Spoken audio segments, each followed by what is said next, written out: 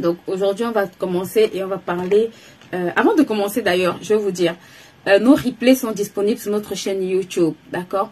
Donc si vous allez sur notre chaîne YouTube, vous aurez tous nos replays des 4 derniers jours. Et aujourd'hui, c'est le jour 5, mais tous les 4 derniers jours où on a fait des lives, d'accord? Vous avez les replays sur notre plateforme HBIS. Donc, je sais pas, peut-être je vous mettrai le lien à la fin. Ou si quelqu'un de mon équipe est là, il pourra vous mettre le lien de notre chaîne YouTube pour permettre en fait à toutes les personnes d'aller sur notre chaîne, suivre les replays, d'accord, les différents replays que nous aurons aujourd'hui. Donc aujourd'hui, on va parler un tout petit peu de la bénédiction, d'accord, de ne pas échanger sa bénédiction. Pourquoi est-ce que je vais toucher cette thématique dans le domaine des finances avec vous? Parce que je me suis rendu compte que très souvent, dans le domaine des finances, on ne se rend pas compte, on ne comprend pas et on ne se rend pas compte que parfois, il arrive qu'on puisse transférer notre bénédiction. Coucou Marielle, comment vas-tu? On ne se rend pas compte souvent, d'accord, qu'on arrive à un point où on transfère parfois nos bénédictions sans le savoir. Et je vais vraiment commencer ce live en attirant l'attention des parents, d'accord, parce que là où il est fait mention, coucou Tata Noël, comment vas-tu? Là où il est fait mention dans la Bible plusieurs fois, vous devez vraiment étirer l'oreille pour comprendre un certain nombre de choses, je vous en supplie. Parce que si en tant que parent tu passes à côté de ça, si en tant qu'enfant tu passes à côté de ça, je te garantis qu'il y aura beaucoup de turbulences, beaucoup de problèmes qui vont se présenter, mais tu ne comprendras pas l'origine, d'accord? Et je vais vraiment commencer par lire quelques passages, d'accord, qui vont un peu nous parler, nous introduire un peu dans la thématique qu'on va toucher aujourd'hui, et qui pour moi doit nous tous ou toutes nous interpeller chacune les unes pour les autres. Alors, en tout cas, merci à toutes celles qui continuent à partager. Coucou Manuela, comment vas-tu? Coucou les filles, merci de vous connecter, merci de partager aussi. On va commencer tout de suite. Donc aujourd'hui on va parler de ne change pas ta bénédiction. Que quelqu'un mette dans ce chat, ne change pas ta bénédiction. Ne change pas ta bénédiction. Qu'une femme sache, mais ne change pas ta bénédiction.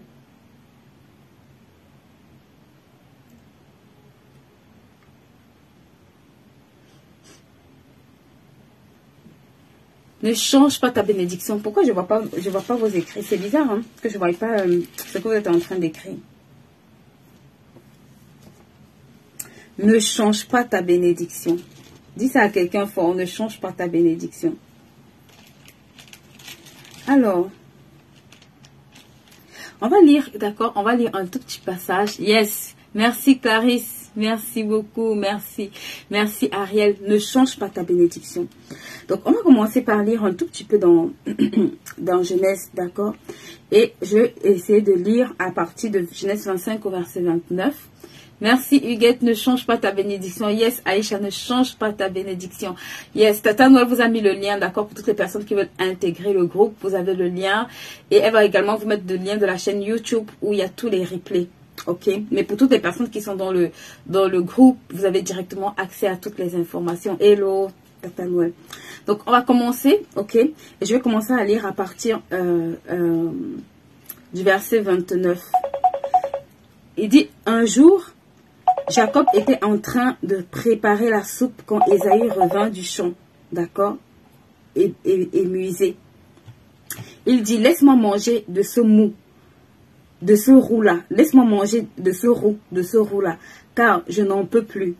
D'où le nom Édom, qui veut dire roux, qu'on lui donna. Mais Jacob lui dit, alors vends-moi aujourd'hui même ton droit de fils aîné. Ésaü lui répondit, je m'en vais mourir de faim, que m'importe ce droit d'aînesse.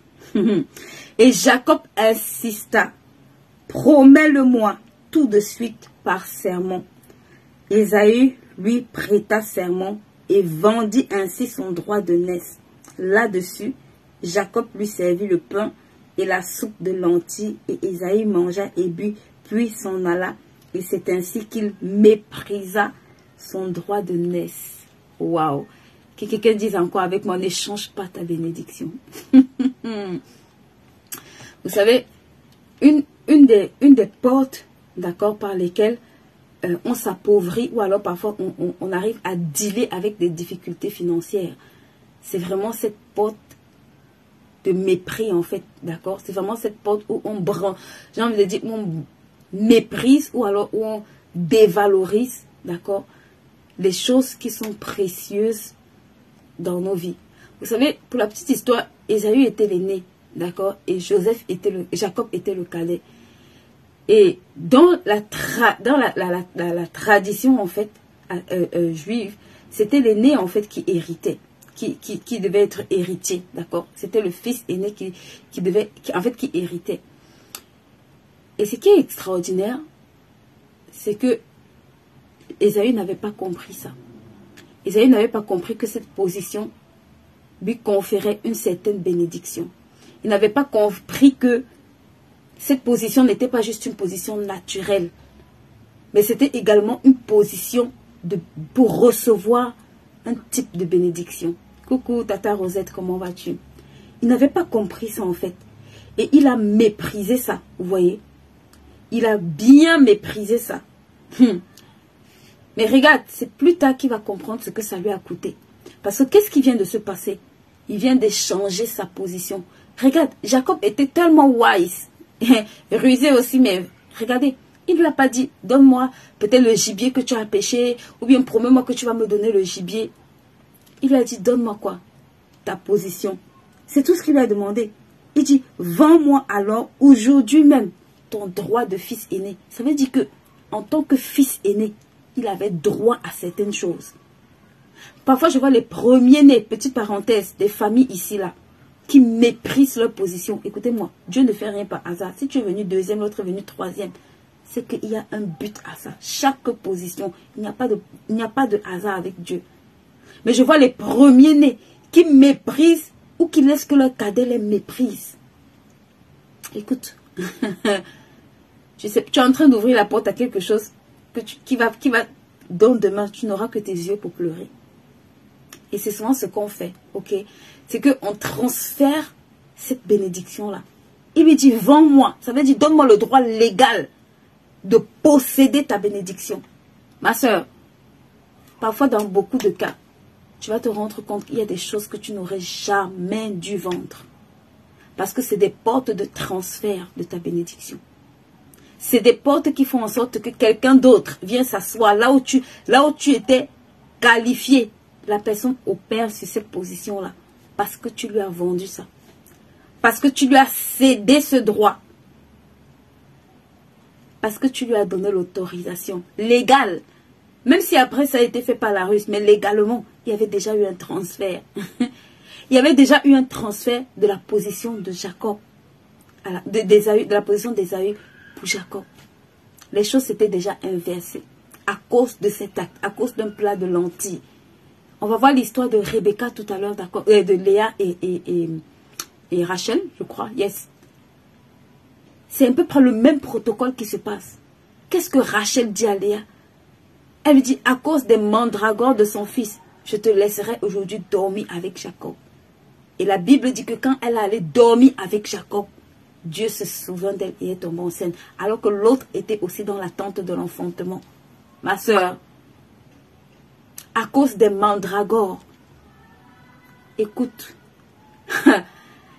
il faut qu'aujourd'hui là, tes yeux, tu commences à prier que tes yeux s'ouvrent sur un certain nombre de choses. Sinon, il y a de fortes chances que tes bénédictions, ma soeur, ce que tu vas transporter là, sont en train de se balader ailleurs, à cause de notre ignorance. Aidez-moi à taguer, à partager encore cela, je vous en prie. Ce que je vais dire aujourd'hui là, vraiment, plusieurs parents, et je vais profiter pour dire à des parents, vous savez, en tant que parent, vous êtes souvent la porte par laquelle Dieu va transférer beaucoup de choses. J'aime bien le dire, et c'est vrai. Vous n'êtes pas que géniteur de vie, en fait. En tant que parent, il y a des grâces que vous devez transférer de génération en génération. Il y a des grâces dans votre... Regardez, pourquoi? On va le voir tout à l'heure par la suite. Il y a des grâces qui se transfèrent de génération par génération, mais parfois les parents sont défaillants.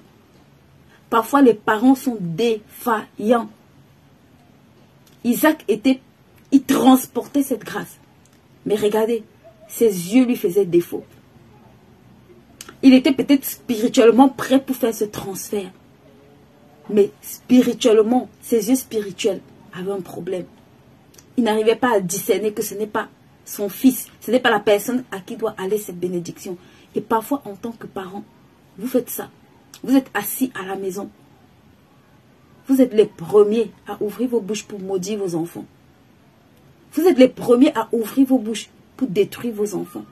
Et vous êtes même les premiers à les disqualifier. Parce que vos yeux spirituels là, ne captent pas certaines choses. Mais regarde, tu vas voir que dans la génération, dans la deuxième génération, Jacob a corrigé entre Manassé et Ephraïm sur les enfants de Joseph. Il a corrigé les choses. Il n'y a pas eu besoin d'usurpation, d'accord, pour que l'aîné soit plus élevé que le cadet. Parce qu'il avait compris. Il avait capté certaines choses. Il avait corrigé certaines choses à la génération d'après. Donc, la Bible dit que Isaac aimait Ésaü et Rebecca aimait Jacob. Donc, il y avait une guerre entre parents.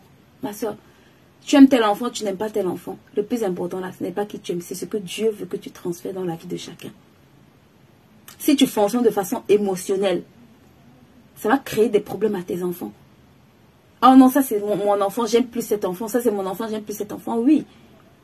Mais la réalité c'est que, il y a certaines grâces qui doivent aller chez certains enfants.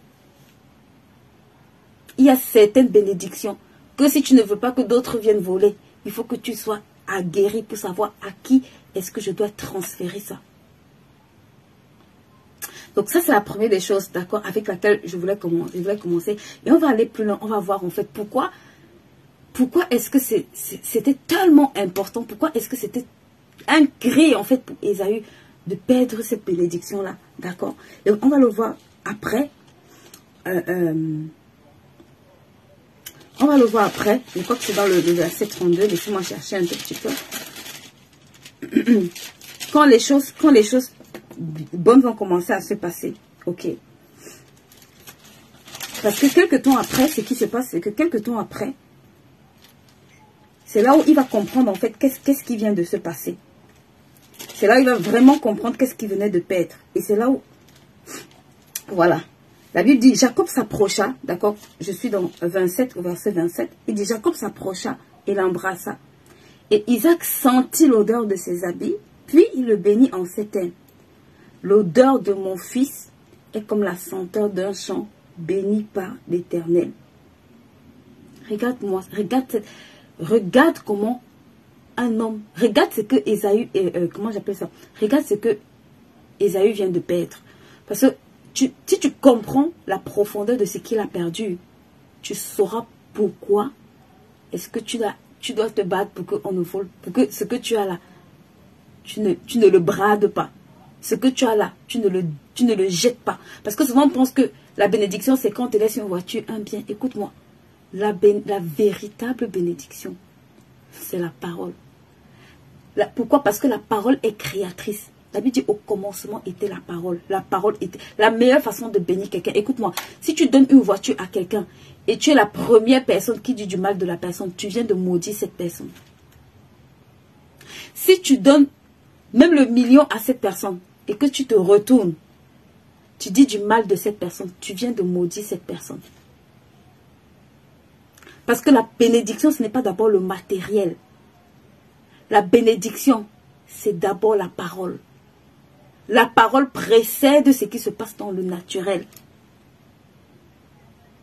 C'est pour ça que quand Ésaü arrive, il commence à pleurer. On va le voir tout de suite. C'est pour ça que s'il te plaît, quel que soit le niveau de bien que tu es en train d'amasser pour ton enfant, parent, présent sur cette chaîne, qui a les oreilles ouvertes, qui est en train de taguer, de partager et de m'aider à partager ce live. La plus grande bénédiction que tu laisses à ton enfant, ce n'est pas tes chants, ce n'est pas tes habits. C'est bien, je n'ai pas dit qu'il ne faut pas le faire. Il ne faut pas être des parents bizarres, zozo. Mais, ma soeur, c'est ce quoi tu dois veiller plus que tout à lui transmettre. C'est ce que ta bouche va relâcher sur sa vie. C'est ce que ta bouche va relâcher sur sa vie. C'est pour ça que quand tu es un parent et tu ne sais pas parler sur la vie de ton enfant, ou alors tu parles mal sur la vie de ton enfant, tu le mets en danger. Tu es en train de le mettre clairement en danger. Donc, alors, qu'est-ce qu'il lui dit? Il lui dit, l'odeur, d'accord, il commence, l'odeur de mon fils est comme une senteur d'un champ béni par l'Éternel. L'odeur, ma soeur, spirituellement, on a une odeur. Il y a une odeur que tu dois dégager spirituellement. C'est pour ça qu'il commence, en fait, l'odeur de mon fils est comme la senteur d'un champ béni par l'Éternel. Quelle est l'eau? C'est qu'il commence à bénir son odeur spirituelle. C'est-à-dire que partout où il arrive, le parfum qu'il doit répandre c'est un parfum de bénédiction. Il dit, il est comme un champ béni par l'Éternel. Ça veut dire que là où le gars arrive, il est un diffuseur de bénédiction. C'est pour ça qu'il pouvait arriver chez Laban sans maîtriser l'élevage, l'agriculture. Juste sa présence chez Laban pouvait faire prospérer Laban. Ça, c'est la première des choses. La deuxième des choses, il continue. Il dit que Dieu t'accorde la rosée du ciel et qu'il rende tes terres fertiles. Voici pourquoi Ésaü pleure. Ésaü vient de perdre ça. Il vient de perdre, d'accord, la capacité de multiplier les choses, machin, à une autre dimension. Il dit que Dieu t'accorde la rosée qui descend du ciel. Tu as besoin de la rosée du ciel. Qu'il rende tes terres fertiles. Donc, ce n'est pas une affaire d'abord d'aller cultiver. Tout le monde peut cultiver. Mais quand le gars cultive, il cultive sur une parole. Ça fait la différence. Ça, c'est ce que le gars est en train de pleurer. De tout son être, il est en train de crier. Parce que là où naturellement, il devait avoir des résultats bizarres. Ma soeur, à cause de cette parole. Le gars entre dans une autre dimension. Ça veut dire que même quand il sème, le ciel s'ouvre, ça envoie la pluie. Parce que lui là, il fonctionne sous une parole. Il opère sous une parole. Donc, le niveau de fertilité que tu vas observer dans ses activités, c'est pour ça qu'il pouvait arriver chez Laban. Laban dit, on m'a dit que c'est à cause de toi que chez moi là, les choses sont en train de de se catapulter à cause de toi, à cause du fait que tu es entré chez moi. Non, ma vie ne peut plus jamais être pareille. Regarde ce que Ésaü vient de perdre. Regarde ce qu'il vient de transférer sans le savoir.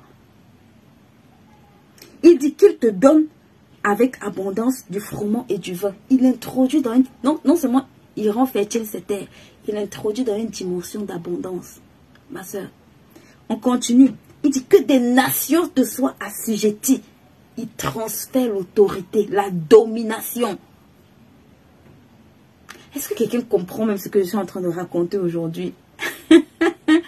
S'il te plaît, prie avec moi. Moi-même, je prie que Dieu me fasse grâce de ne pas vendre ma bénédiction, de ne pas banaliser, de ne pas mépriser, de ne pas vendre ma bénédiction. Parfois, c'est juste une position. Ma soeur, pour Ésaü, ce n'était rien d'exceptionnel. C'était juste être né le premier qui le qualifiait pour pouvoir marcher dans cette sphère-là. C'était parfois être né le premier qui le qualifiait pour marcher dans cette sphère-là. Mais le gars a jeté ça à la poubelle. Regarde ce que ça produit dans la vie de Jacob. Regarde. Il dit qu'il te donne un abondance. Il dit que des nations te soient assujetties. Assujetties. Là, il est en train de lui donner l'autorité.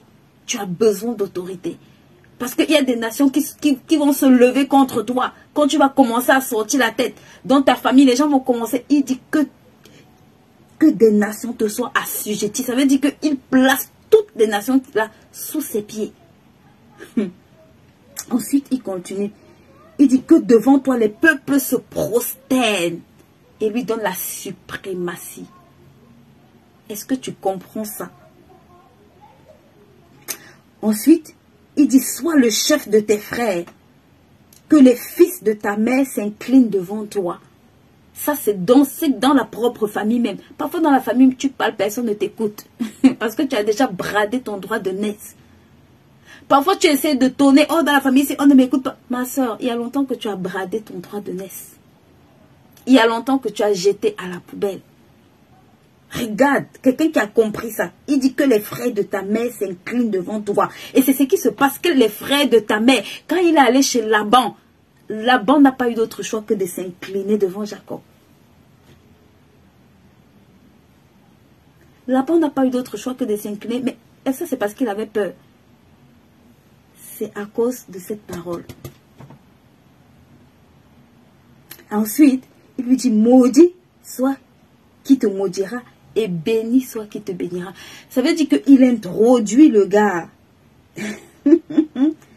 il fait de Jacob un autel de bénédiction. Ça veut dire que quand tu dis béni soit Jacob, ça revient sur toi. Il dit béni quiconque soit te bénira, maudit quiconque te bénira. Ça veut dire que si tu avais compris et si tu comprends que Jacob, quand je bénis Jacob, je suis béni. C'est que tu as tout compris. Donc, le gars fait de lui un autel vivant. Ou quand tu bénis là, ça revient. Il dit béni quiconque te bénira, maudit quiconque te maudira. Ça veut dire que si tu envoies la bénédiction, ça revient. Si tu envoies la malédiction, ça revient. Ça veut dire que même quelqu'un qui n'est pas béni, juste parce qu'il vient bénir Jacob là, il rentre béni. Donc, quand Ésaü pleure, il ne pleure pas pour rien. Il pleure parce que voici ce qu'il vient d'enterrer. Et ça représente beaucoup de choses quand tu comprends en profondeur. Je n'ai pas le temps pour bien expliquer ça en profondeur, mais ce que vous avez retenu, retenez-le.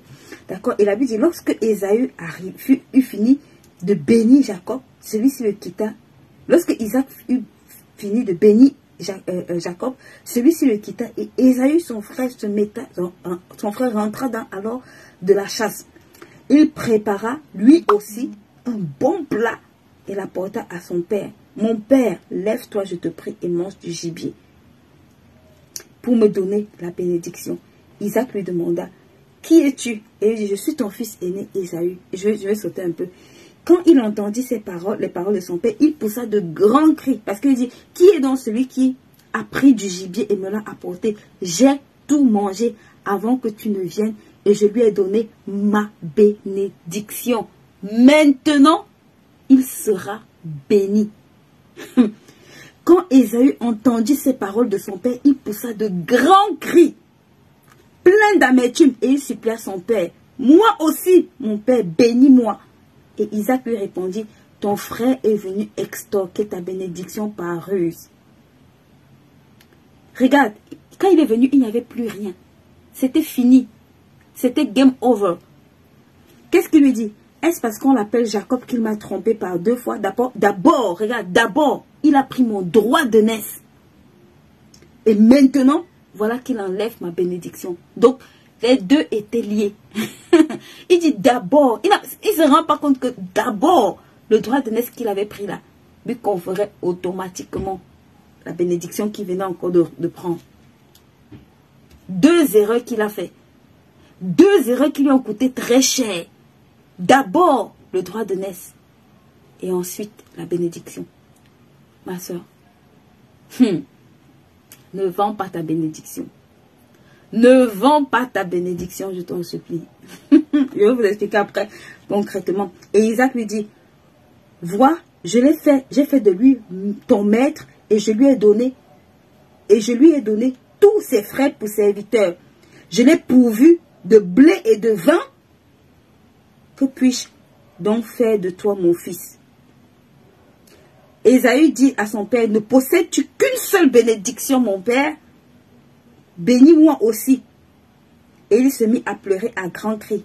Alors Isaac lui répondit, loin des terrains fertiles, tu auras ta demeure. Loin de la rosée qui descend du ciel. Et loin de la rosée qui nous descend du ciel. C'est de ton épée que tu pourras survivre. Tu seras assujetti à ton frère, errant ça et là, et tu briseras le joug imposé par lui sur son cou.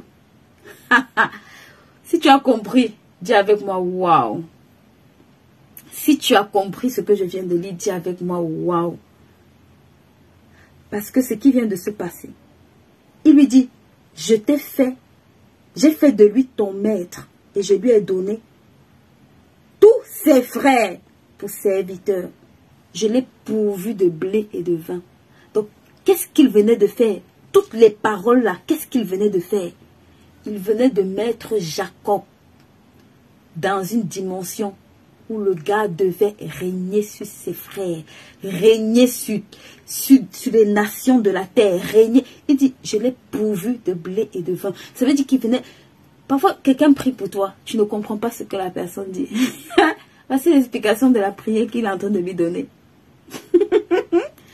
Voici l'explication qu'il est en train de lui donner. Il dit, je lui ai donné tous ses frères pour serviteurs et je l'ai pourvu de blé et de vin. Que puis-je faire? Et lui dit, ne possèdes-tu qu'une seule bénédiction? Vous savez, ce que tu as dans ta vie là, si tu joues avec, je vois beaucoup de personnes mépriser ce qu'ils ont. Je vois beaucoup de personnes jouer avec ce qu'ils transportent. Ah, c'est juste la photographie. Ah, c'est juste une parole que Dieu m'a donnée. Ma soeur, c'est la même parole que Dieu avait donnée à son père Abraham, qui avait été transférée sur Isaac et qui avait été transférée. C'est pour ça que Ésaü pleurait. C'est pour ça qu'il criait à grandes larmes. Mais regarde ce qui se passe. Regarde quand tu échanges ta bénédiction, qu'est-ce que tu reçois? Il lui dit, alors, son père répondit, loin des terrains, tu auras loin des terrains fertiles, tu auras ta demeure, et loin de la rosée du ciel. Ça veut dire qu'à partir du moment où il a relâché ça là, il n'y avait plus d'autres possibilités que ça retourne chez Jacob, chez Ésaü. Il n'y avait plus aucune possibilité que ça retourne chez Ésaü. Il fallait qu'il entre par un autre moyen. Mais la voie là, la voie, j'ai envie de dire facile, par laquelle il devait entrer là, venait de se refermer. C'est ce qui se passe quand tu brades ta bénédiction, quand tu joues avec tes bénédictions. Et je vais profiter ici pour dire, ma soeur, les paroles parfois que tu reçois, les paroles parfois que tu as, que ce soit de Dieu, que ce soit des personnes d'accord qui sont peut-être établies dans ta vie et que tu joues avec. La position que tu as dans une famille, dans beaucoup de choses, parfois on brade nos bénédictions. On joue avec ça. Et ça, regarde, dans le cas d'espèce, ça a coûté une destinée à Ésaü. Aujourd'hui, on parle d'Israël. On ne sait pas. Si tu demandes à quelqu'un, la postérité d'Ésaü, c'est quoi? On ne sait pas.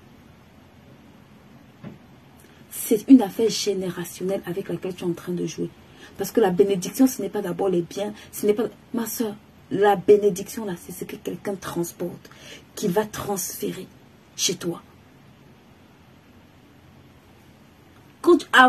Ici, on n'a pas parlé de bien. On dit qu'il était au soir de sa vie. La preuve, c'est que Jacob a quitté chez la maison de son père sans rien, sans bien. Il est allé où? Chez son oncle Laban. Mais même chez Laban, quand il arrive chez Laban, il s'assoit. Hey! Laban dit, il y a quelqu'un qui est entré chez moi. Il y a quelqu'un qui transporte quelque chose qui est entré chez moi. Il y a quelqu'un qui... C'est que Laban se réjouit même. Parce que Laban sait que ici, là, lui-même, il entre dans une autre sphère. Béni quiconque te bénira. Le gars comprend qu'il est entré dans une autre sphère juste à cause de la présence de Jacob chez lui.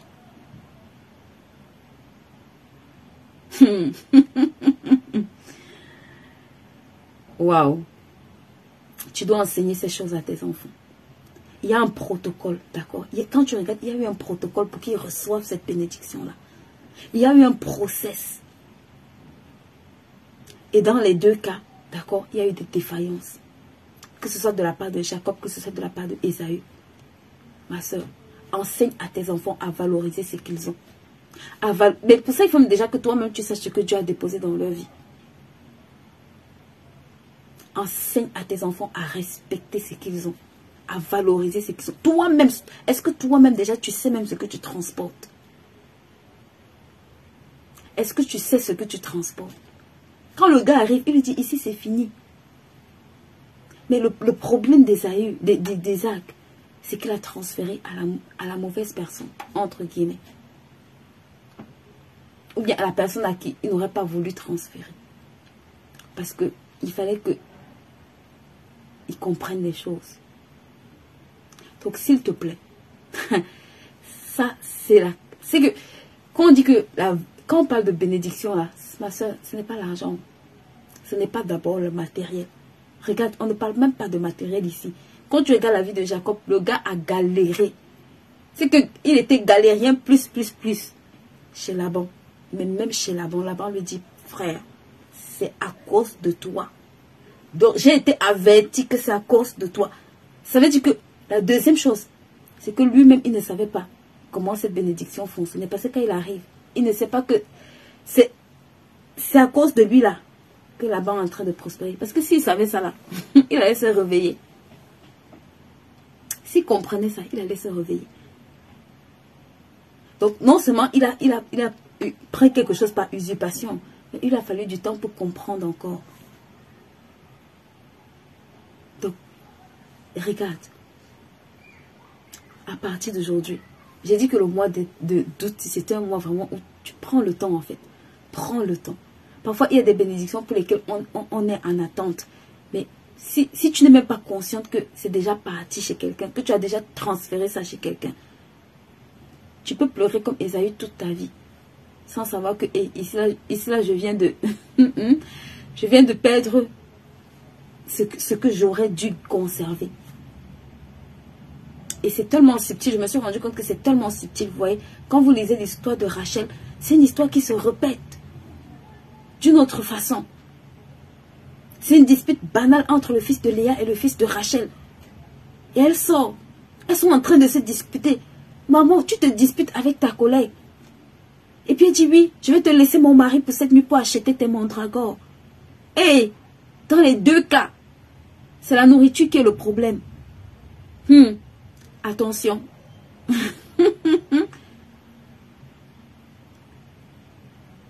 D'accord? Il faut vraiment faire attention. Et cette nuit-là, elle envoie Jacob dormir avec Léa. Elle avait dit que Dieu se souvient de Léa. Elle est tombée enceinte. Mais l'autre aussi était en attente. D'accord? Donc, parfois, tu peux troquer des choses que tu n'es pas en train de maîtriser. La Bible ne dit pas qu'elle serait tombée enceinte. Mais quand tu lis l'histoire, tu te dis, mais cette nuit-là, Dieu aurait pu la visiter aussi. Donc, faites vraiment attention, je vous en supplie. Là où on a de la légèreté, de la facilité à brader nos bénédictions, à brader les choses que Dieu nous a données, que ce soit ton mari, que ce soit tes enfants, que ce soit ton business, tu es en train de brader tes bénédictions. Et dans le plus grand cas, les paroles, ma soeur, les paroles qu'on relâche sur vos vies des siècles et des siècles et des siècles, le fait que tu méprises ça, tu es en train de jeter à la poubelle ta bénédiction. Tu es en train de mettre ça à la poubelle. Il a fallu que Jacob aille chez Laban 20 ans. Mais il avait déjà ces paroles-ci. Il avait déjà reçu ces paroles-là. Mais il a fallu qu'il aille tourner. Parce que lui-même, il ne comprenait pas.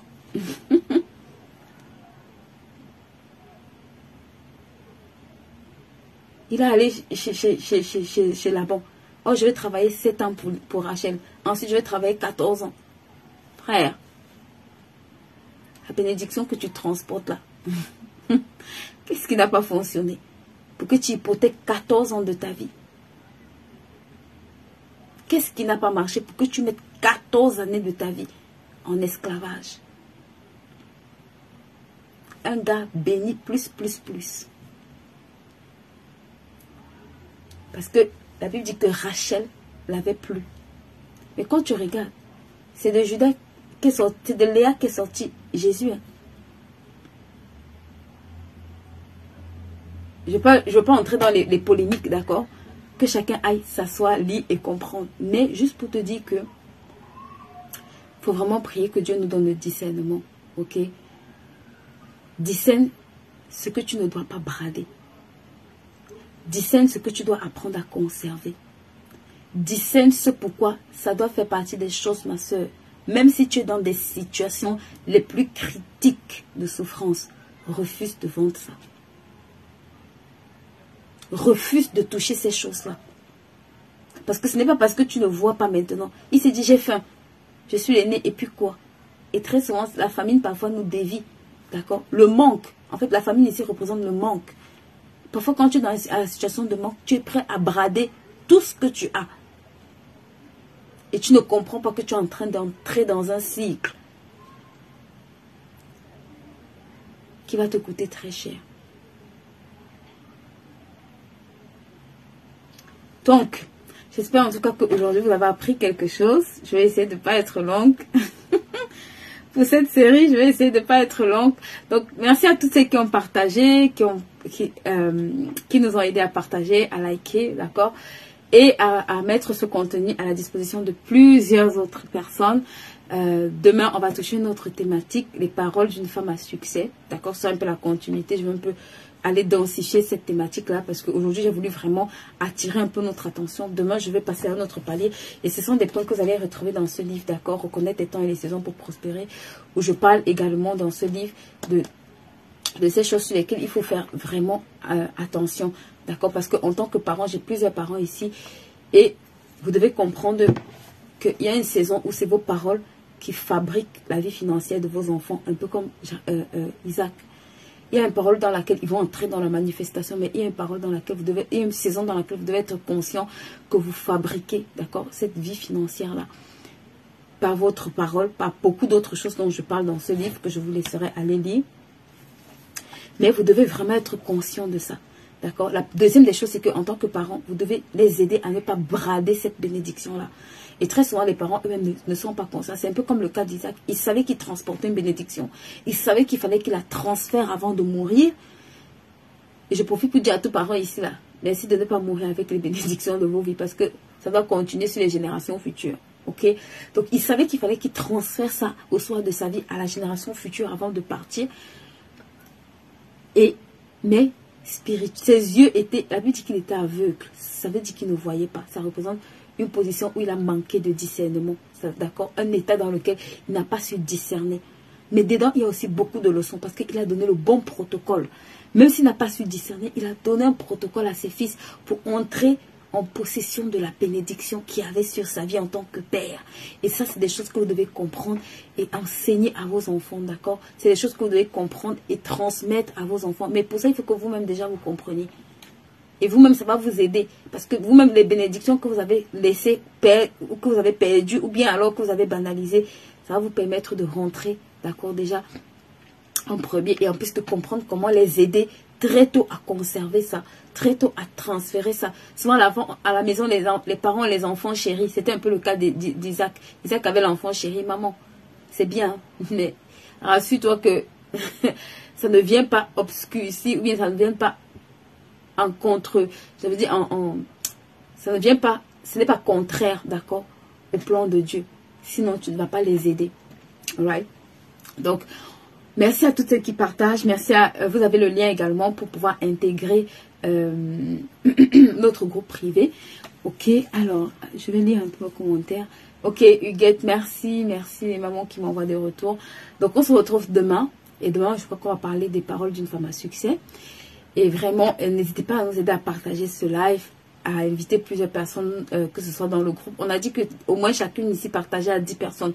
Je ne sais pas pourquoi vous ne voulez pas partager, mais aidez-nous à partager, d'accord? Et les replays sont sur la plateforme Facebook, YouTube, sur notre plateforme YouTube. Noël vous mettra le lien. Et je profite pour vous dire qu'on commence la formation Gère ton temps. Je vous en supplie. Un des problèmes financiers que plusieurs d'entre nous ont, c'est à cause de la mauvaise gestion du temps. C'est à cause de la mauvaise gestion du temps. Peut-être demain, je reviendrai même sur cette thématique avant de faire les paroles d'une femme à succès après. La mauvaise gestion de notre temps nous coûte très cher. Écoute-moi. J'ai parlé de la faveur en ce qui concerne Joseph. La Bible dit Joseph entreprenait. Potiphar a observé, il a vu. Ma soeur, je vois beaucoup de femmes qui me disent, je ne peux pas faire, je n'ai pas de temps, je n'ai pas de temps. Et je vais te dire, s'il te plaît, le temps est la ressource la plus précieuse. Le temps est la ressource la plus précieuse, mais la plus mal exploitée. On exploite tellement mal notre temps. Même moi qui vous parle, j'ai dû m'améliorer et je m'améliore encore. Parce que je me suis rendu compte que c'est une guerre que tu gagnes par palier. À chaque palier de responsabilité, chaque niveau de responsabilité que tu as, tu es obligé d'avoir, de pouvoir mettre en place une organisation qui te permet d'être productive. Et je vois beaucoup d'entrepreneurs, d'année après année, ils tournent en rond, je n'ai pas le temps. Pourquoi tu n'as pas fait tel projet, je n'ai pas le temps. Pourquoi tu n'as pas fait tel projet, je n'ai pas le temps. Et je vais te dire ici, tu as intérêt à apprendre à gérer ton temps. Parce que si tu as beaucoup d'argent et tu ne sais pas gérer ton temps, tu vas finir par perdre cet argent-là. Parce que l'argent n'est que le résultat de comment est-ce que tu utilises ton temps. Ça veut dire que, c'est pour ça que j'ai dit ça la semaine dernière. Il dit, les paresseux n'ont pas d'argent. Qui va me trouver le verset là? Le paresseux dit, les paresseux n'ont pas d'argent. Il dit qu'il n'a pas d'argent. Ça veut dire qu'il y a un lien, écoute-moi, étroit entre l'argent que tu gagnes et le temps et le travail que tu fournis. Le paresseux, c'est celui qui ne fait rien. C'est celui qui reporte à demain. C'est celui qui est tout le temps fatigué. C'est celui qui a tout le temps les excuses. Il dit, les paresseux n'ont jamais d'argent. Donc, le niveau d'argent que tu as traduit, ma soeur, le niveau de paresse que tu as ou que tu n'as pas. Je répète ce que je dis. Le niveau d'argent que tu as traduit aussi. Si le paresseux n'a pas d'argent, la Bible dit, la main diligente, tout travail diligent mène à l'abondance. Et en même temps, elle te dit que les paresseux n'ont jamais d'argent. Ça veut dire qu'il y a un niveau financier dans ta vie qui doit te permettre de recalibrer ta gestion du temps. Il y a un niveau que si tu veux atteindre, tu es obligé de changer ou d'apprendre à gérer correctement ton temps. Parce que beaucoup se plaignent. Mais je suis désolée de te dire que si tu es vivant, tu as une main, deux pieds, tu as la possibilité de faire de grandes choses. Mais tu as besoin de savoir utiliser le temps. Tout le monde a 24 heures. Hein. Donc, quand on dit que Dieu est juste là, quand tu te lèves, du matin jusqu'au soir, là, tout le monde a respiré et a vécu 24 heures sur la terre. Donc, tu n'as pas d'excuses. Donc, soit tu améliores la gestion de ton temps pour faire plusieurs choses, soit tu vas continuer à dire, je n'ai pas le temps. Mais si tes résultats ne changent pas depuis que tu as créé que tu n'as pas le temps, il faut savoir que ton je n'ai pas le temps là, ce n'est qu'une excuse. Tu feras mieux d'apprendre à t'organiser différemment. Donc, on commence notre formation à gérer ton temps comme un pro, d'accord, qui va durer sur un mois, sur tout le mois d'août. Je t'en supplie. Si tu as, c'est encore, je crois que c'est même, le prix est même, j'ai même pas envie de dire promotionnel, mais c'est vraiment, le prix est bradé pour les informations que tu as dans cette formation-là. Et tu as tout intérêt, je te le dis bien, tout intérêt à apprendre à gérer correctement ton temps et à t'améliorer. Donc, sur ce, pour les personnes qui veulent nous rejoindre dans cette formation, il y a également la formation Gère tes finances personnelles comme un pro. Vous voyez ici au bootcamp, je suis obligée un peu de donner juste, on va dire quoi, 5-10%, d'accord, de ce que vous devez connaître pour améliorer votre gestion financière. On s'améliore. Donc, si c'est une problématique que vous avez, si c'est vraiment un domaine dans lequel vous voulez vous poser, je dis toujours, je crois que c'est Albert Einstein qui dit, il dit que c'est la folie de faire la même chose et d'espérer avoir des résultats différents. Si ta vie financière, ma soeur, ne te plaît pas, il faut que tu commences à faire quelque chose différemment. La première chose, le premier et le meilleur des investissements, c'est la connaissance. L'argent, tu peux perdre, tu peux en gagner. La connaissance, quand tu l'as, tu as juste besoin de pratiquer pour exceller dedans. Et pour avoir plus, pour gagner de la valeur et avoir plus. Donc, on commence cette formation-là, d'accord? J'ai tes finances personnelles comme un pro, où vraiment on parle vraiment de tout ce qui est mindset, on parle de tout ce qui est finance, on parle de tout ce qui est investissement aussi, d'accord? Qui sont aussi très importants pour vous aider à construire la vie de vos enfants correctement. Donc, ça, c'est vraiment, il y a la formation écrite en livre, je crois, qui commence à la fin de cette semaine pour tous les porteurs de projets en écriture de livres qui tournent en rond depuis des années. J'ai des personnes, ça fait 3 ans, 4 ans, ils m'écrivent, je suis en train d'écrire un livre, le livre n'est jamais sorti.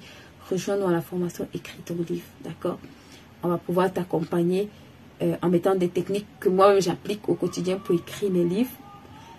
Et tu vas pouvoir, d'accord, sortir le tien. Donc, sur ce, on se retrouve la semaine prochaine. Et le replay sera sur notre chaîne YouTube. Donc, vous pouvez vous abonner sur notre chaîne YouTube. N'hésitez pas à vous abonner et à partager. Tous nos contenus sont sur notre chaîne YouTube. Donc, on va déclarer que notre semaine est bénie. On va déclarer que notre semaine est bénie.